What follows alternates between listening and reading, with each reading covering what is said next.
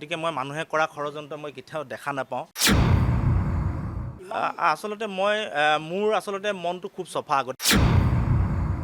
বগৰী গছ থাকে, সেই বগৰী গছজোপা যদি বগৰী বা ফল লাগি থাকে তালৈহে মানুহে ফৰমুঠি মাৰে, নঙঠা গছলৈ কোনো ফৰমুঠি নাপাৰে। জীৱনৰ যিবিলাক ঘাট প্ৰতিঘাত ধুমুহা এই সকলোবিলাকৰ পৰা এটা কথাই লক্ষ্য কৰিছোঁ, মানুহে যাক ভাল পায় তাকহে সমালোচনা কৰে।